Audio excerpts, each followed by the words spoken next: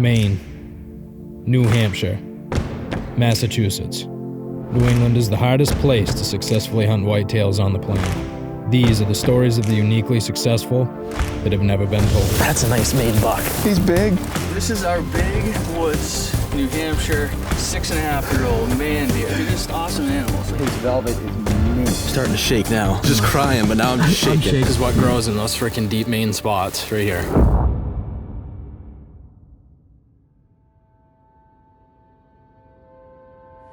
New Hampshire isn't a state that comes to mind when you think of deer hunting.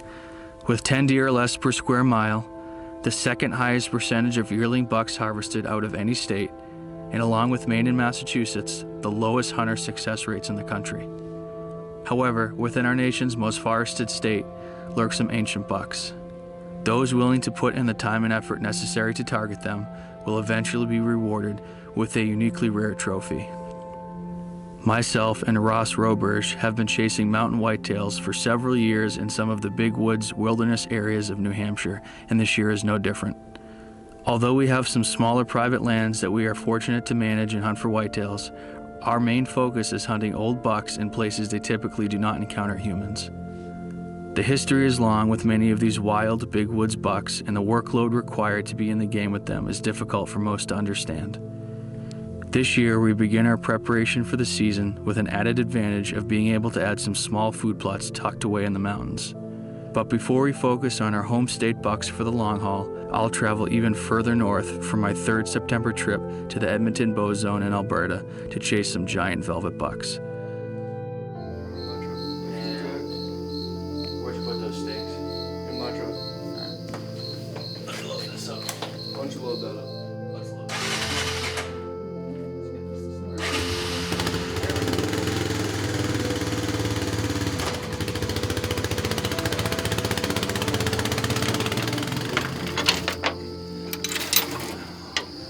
this part, whatever this is, broke off. But all we need to do is just wrap something around there and then come through.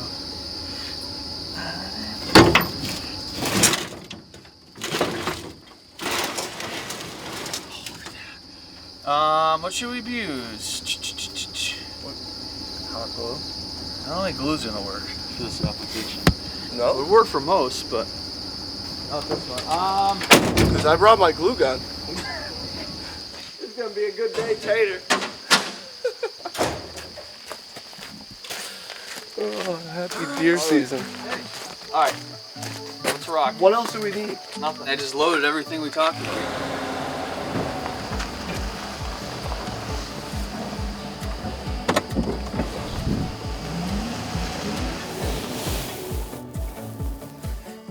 So today, it's kind of a cool day. We're in the mountains where we spend a lot of our time hunting.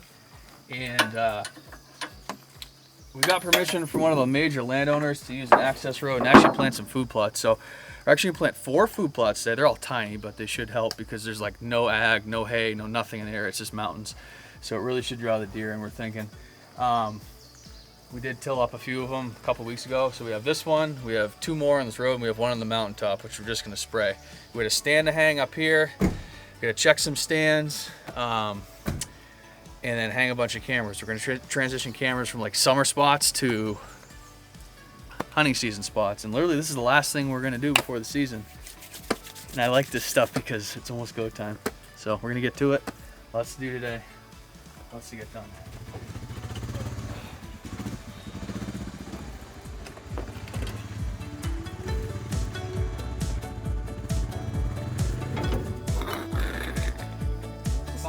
This thing's gonna be in pieces by the end of the day.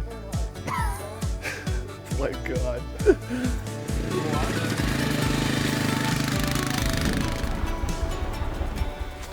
I don't know, let's go with the tree. I think they're gonna come out of right here. So Yeah. and just They're gonna come like this. Or they're gonna come like that. either that or you can do that hemlock, but I don't know. I think that one in the I back think the gives you one more further cover. back. Yeah, it gives you more cover. The sight light would be fine. Okay, cool.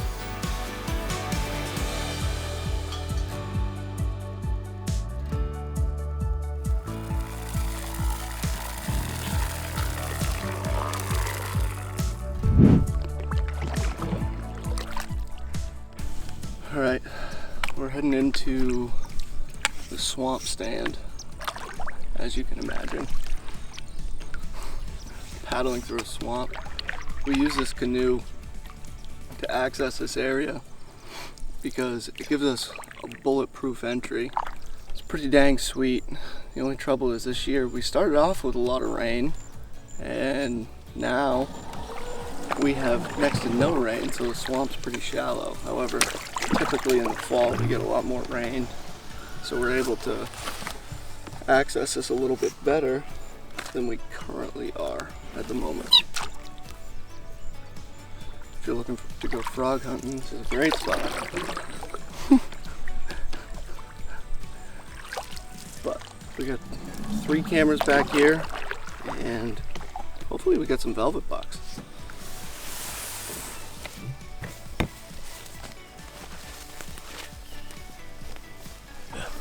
Snake got me. What? That snake scared the crap out of me. Whew.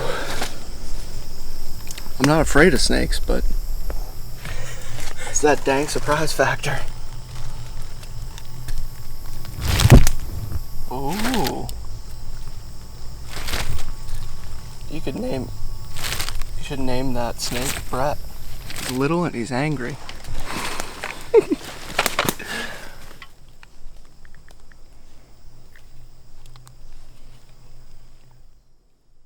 He finished out pretty strong. Let's see.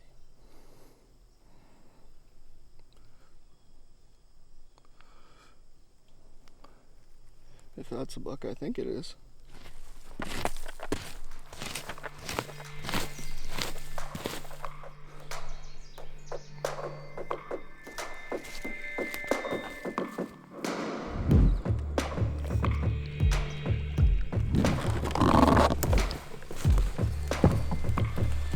Back in November, maybe October. 3 guys on a Honda 300. Oh, 20 years old. Just trying to get as far as we can. That's a good little trail.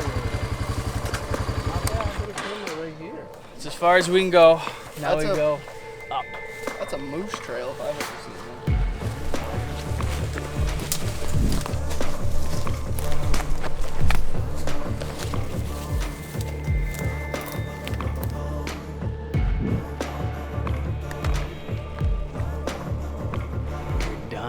This area of the mountains till the season, or I'm moving back here until late October. So hoping some good deer show up.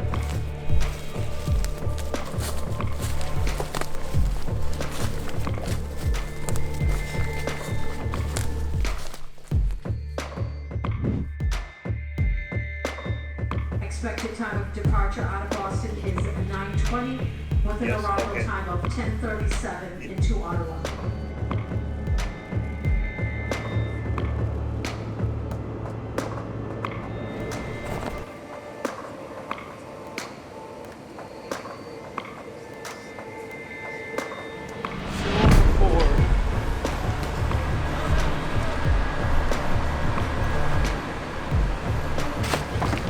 Hey, how you doing? Good. Nice to meet you. Curtis.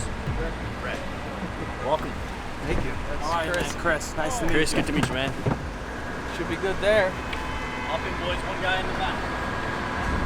It's pretty interesting. What's it done on like farms with crops been doing? Oh really man, well? the county that you guys are gonna be hunting in has declared an agricultural emergency.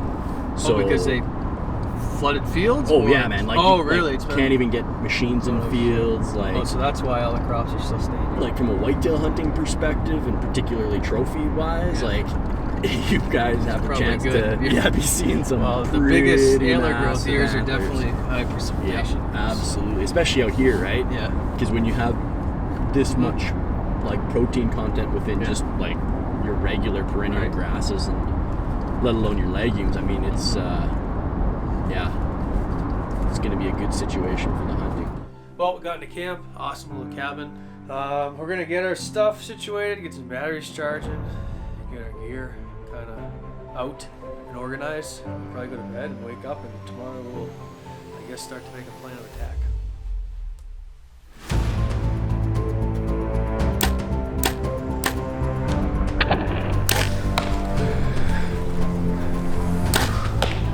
Oh, nice shot. Got an antler. Shouldn't go far. I figured you'd like that one. You shouldn't go far that one.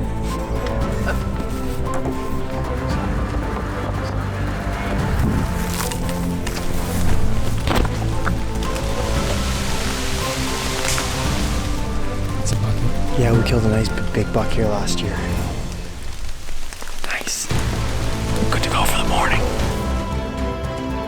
Ready to go. September 1st. First day of the year.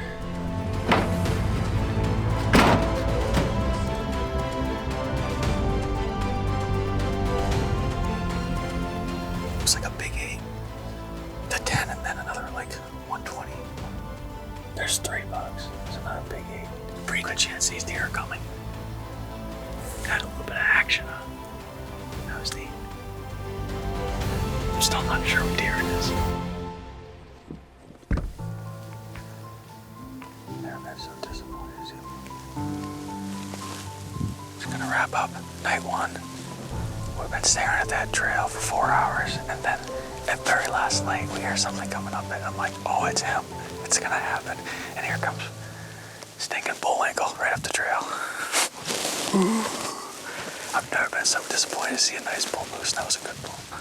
But I don't know. If we were set up on a bull, he would have been cooked. So we're gonna start to back up. Justin will probably come get us. The good thing is, I don't think we made any impact tonight on this area. This is kind of the focal point of all the movement, so I think we'll be pretty safe. And we'll live down another night.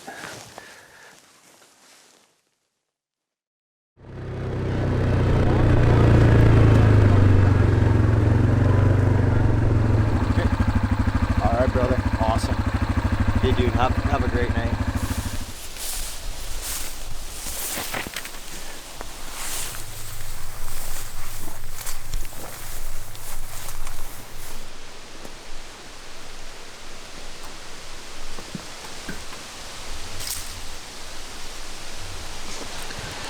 Alright, it's night number 2. We're on the same field we sat last night. So different set of deer, different area. This kind of property they're running, kind of the other side of it. And there's been a good one in here, good 2 really. We set up on that one last night, probably 200 yards from here is my guess. Bullwinkle walked out, so we didn't see him, just saw a couple does, but we can see the whole field from here, which is good. Our wind's perfect, and this corner is a hot corner. Justin always gets good pictures of bucks walking out here kind of year round, so it's kind of a safe bet. It's a little warmer today, but we'll see what happens. We got this volunteer type canola coming up, so it's been a hot draw these last few days. Hopefully we'll have a good night.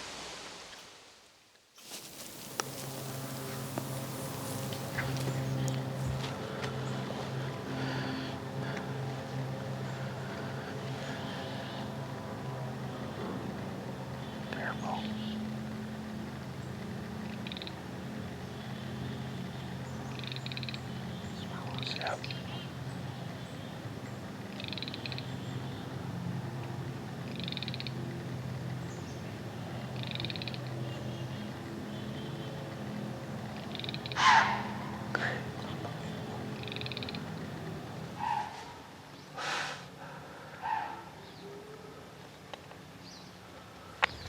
Wonderful.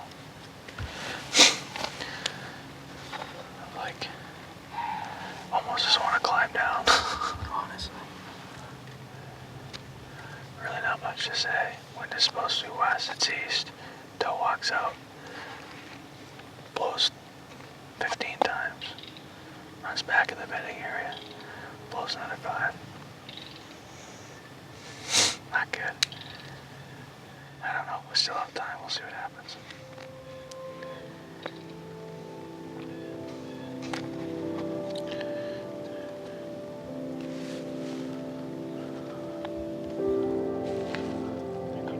Yeah, I see that.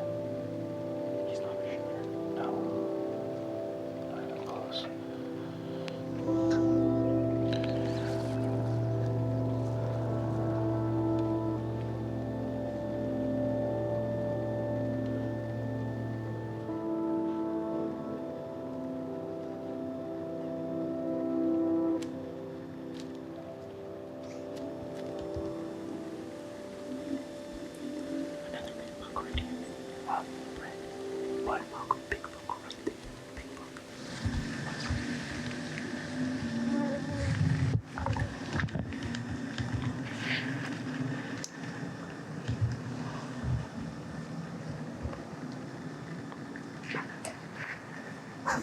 you want them.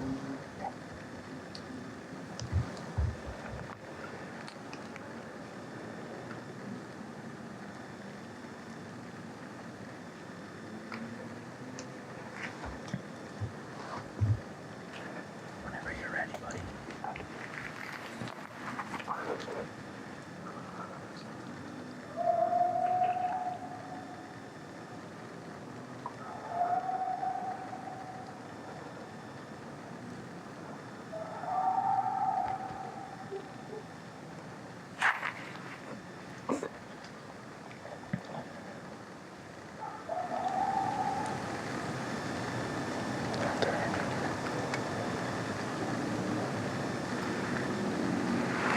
Meh.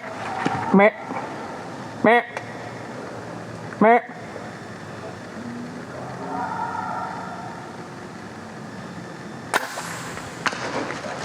That missile. I don't know. I thought you hit him in the head.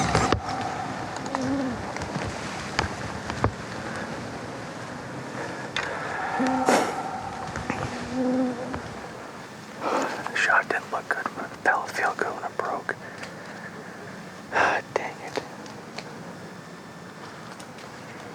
Well, I don't know what to say. That was the big one with the inside points. Had an opportunity. I don't think. Look like front like a brisket, huh? We can watch it back. It looked definitely forward. Like in front of the shoulder? I would say so. Yeah. It hit him at a weird angle. I think the arrow went in weird. He ran away with his tail up, too. Oh, I don't know. Did you hit him? Looks like I hit him right in the freaking front shoulder. And it deflected. Did it stay in him? Well, we looked at back, and I think I hit him right in the knuckle of the front shoulder. The arrow deflected at a terrible angle. I'm gonna go and try to mark where we're at. And, not feeling good, like, I don't know, not good at all.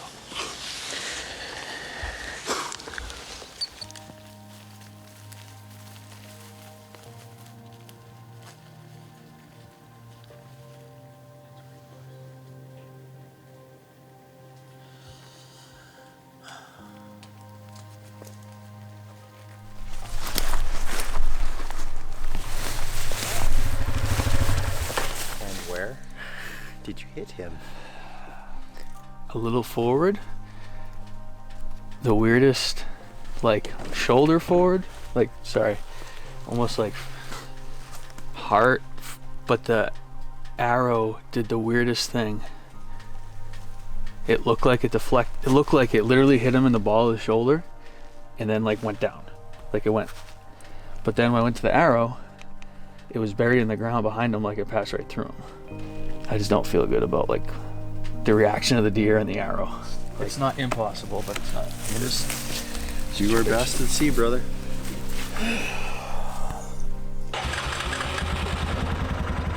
Maybe. Yeah, that's probably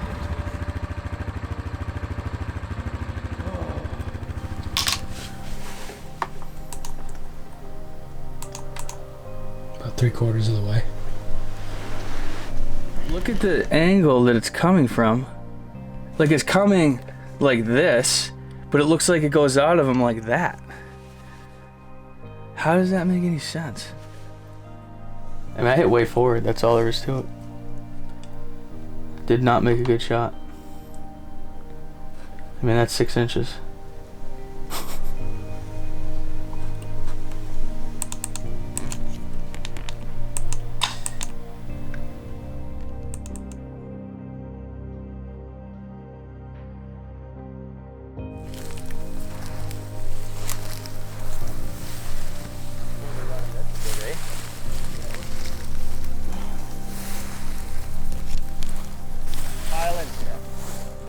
Dead right here. Oh, we already see the blood. But just go walk down there, that edge there, and I'll meet you over here.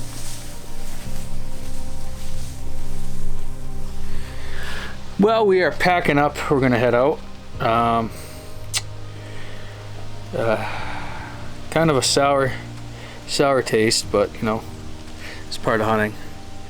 When you have your opportunity and you don't capitalize, it's not always a easy pill to swallow, especially when you've come, you know, to a different country, 3,000 plus miles, however far. It's not a short distance. I don't feel right about continuing to hunt another animal after I've hit that one.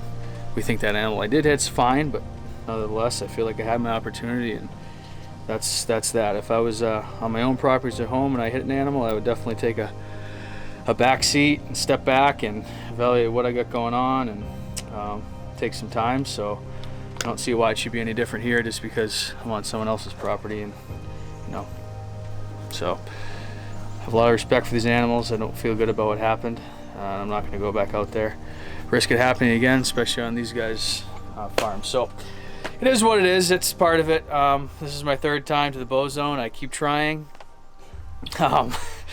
Obviously, I haven't figured it out yet, and I'm going to continue to try. I'll be back. But the good thing is you know, the whole New Hampshire season is in front of us, and it's only September 4th, so kind of a sour way to start the season, but we have plenty left. So we're gonna pack up, get on this flight, head back home, and see what's shaking there. See you, buddy. Alberta was once again a humbling experience for me. There is something that continues to draw me back to the far north in these Canadian whitetails. I don't know if it's the size of the deer, the people, or the landscape, but there is something captivating about the Edmonton bow zone. Blowing an opportunity at the velvet buck of my dreams isn't an easy thing to deal with, but I am grateful to have had the opportunity at such a special animal. I am also grateful that Justin began getting pictures of the buck a few days after the encounter, and he appeared unaffected by the hit.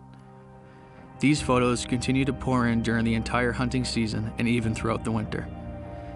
Maybe, if everything falls into place, I will have a second chance in the future at this once-in-a-lifetime animal.